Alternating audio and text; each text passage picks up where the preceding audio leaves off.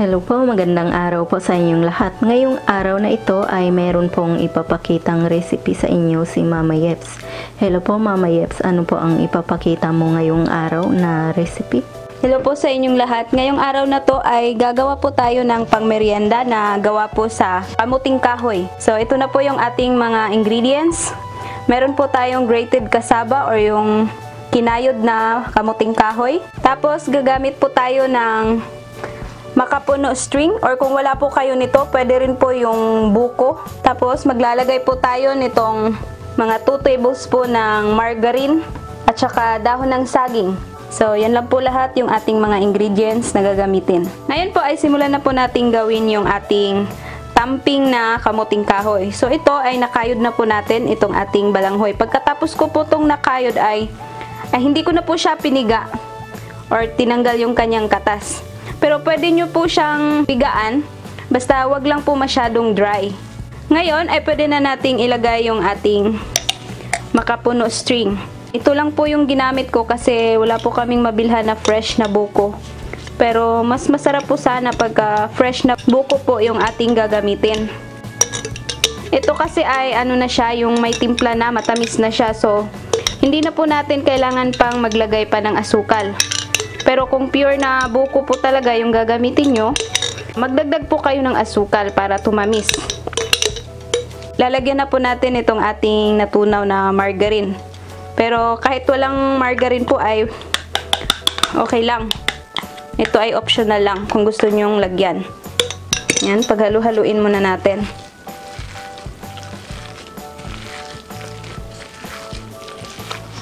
Itong dami pala ng ating grated cassava ay nasa mga 2 cups lang po to. Pero kung kahit na makapuno string po yung gamit nyo, kung nakukulangan pa po kayo sa tamis, pwede naman po kayong magdagdag ng asukal kung gusto nyo. Pwede kayong gumamit ng brown or puti. Depende na po yan sa inyo. Pero ako, siguro hindi ko na lalagyan to ng asukal. Ayoko po ng masyadong matamis. Yan, haluin lang po natin ng mabuti para magpantay-pantay po yung kanyang tamis. Napakadali lang po nitong gawin at saka yung ating mga ingredients ay kukonti lang. Kaya pwede nyo pong ibenta or gawing pang negosyo. Kasi mabilis lang po siyang gawin.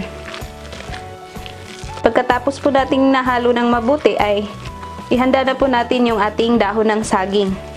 Ngayon, kung wala po kayong mabilhan na dahon ng saging dyan sa lugar nyo, lalong-lalo na sa mga OFW, pwede po kayong gumamit ng baking sheet or yung parchment paper. Yun po yung gamitin nyo. Pero kahit na wala na po nitong dahon, basta yung gagamitin nyo lang po na kawali ay yung non-stick para hindi kayo mahihirapan ng pagbabaliktad.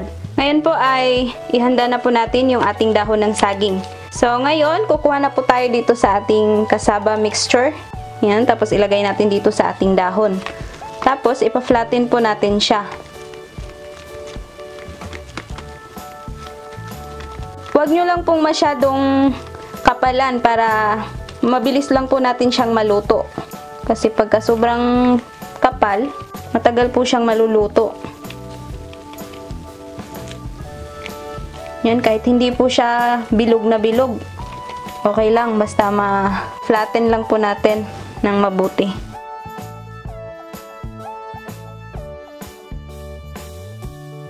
Ngayon, lalagyan natin siya nitong ating dahon ng saging.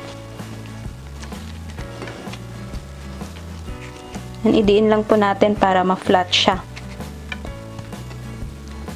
Tapos, itatabi natin. Yan. Yan, patuloy lang po natin gagawin to hanggang sa maubos po natin yung ating cassava.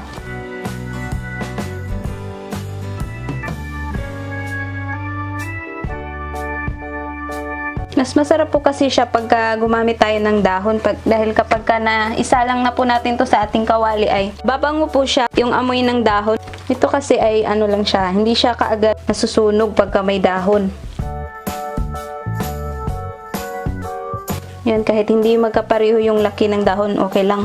Kasi babaliktarin naman natin, babantayan po natin para hindi masusunog. Naalala ko noon, nung mga kabataan ko dun sa probinsya, ito po yung laging ginagawa or niluluto ng mga magulang ko.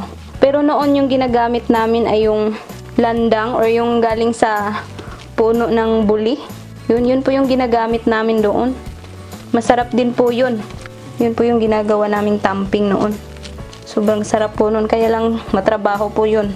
Pero masarap naman po tong yung balanghoy. Tsaka hindi tayo mahihirapan. Marami pa rin nabibili ngayon na balanghoy or kamuting kahoy.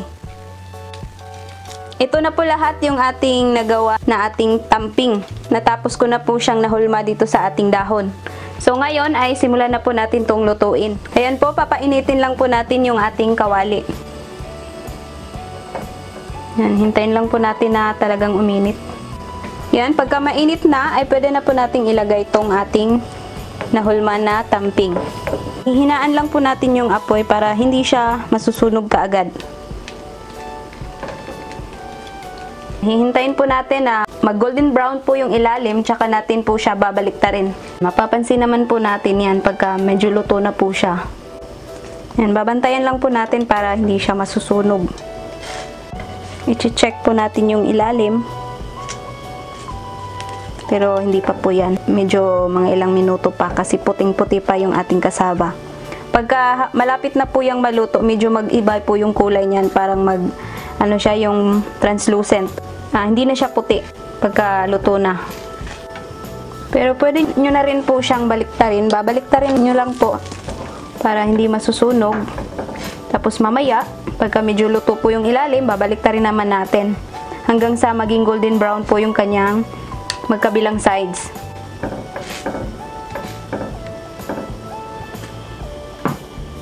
Parang ganyan. Pero hindi pa siya masyadong luto kasi may mga puti-puti pa.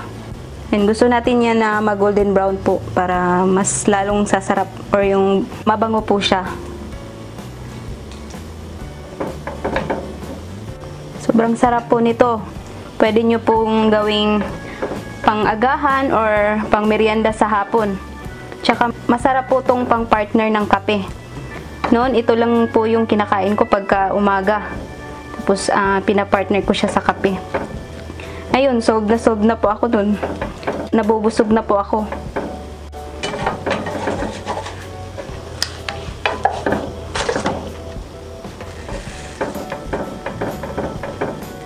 Yan, maganda po tong gawin ngayon, lalong-lalo na crisis po tayo. So, makakatipid po tayo dito ng kanin kasi pwedeng sa agahan, di na po tayo kumain ng kanin. Ito na lang po yung agahan natin kung marami po kayong tanim na kamuting kahoy dyan sa probinsya nyo. Maganda po itong pangpalit ng kanin para makakasave po tayo dahil sa panahon ngayon kailangan po nating magtipid. Kasi hindi po natin alam kung hanggang kailan pa ito matatapos itong COVID, di ba? Kaya masarap pong mamuhay sa probinsya kasi marami pong mga mapagkunan natin ng pagkain. Tulad nitong kamuting kahoy, marami pong tanim dun sa probinsya. Pagka nasa city or yung sa syudad ka, mahal po tong bilhin Kaya mas maganda pagka meron kang sariling tanim.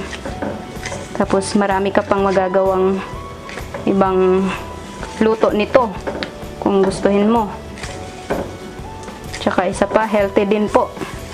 Ayan, medyo nag-ano na siya, golden brown. Para hindi siya kaagad nagba-brown, babaliktarin po natin paminsan-minsan. Huwag po nating hahayaan lang. Yan pagka ganyan na po yung kanyang kulay, ay okay na po yan. Yan, hihintayin na lang po natin na maging ganyan din po yung kabilang side. Yan, sa tingin ko ay pwede na to. Kahit hindi po siya gaanong brown, basta luto na po yung ating kasaba, pwede na po yan.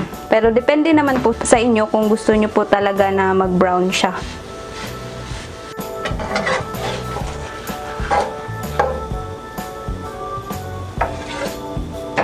Ito na po, natapos na po nating naluto yung ating tamping. So ngayon ay tatanggalin na po natin yung ating dahon.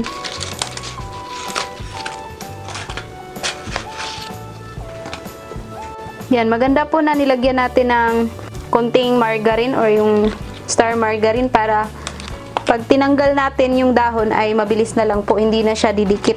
Kasi pagka malamig na tong dahon at hindi tayo naglagay ng margarine, medyo madikit or didikit po yung kasaba dito sa dahon.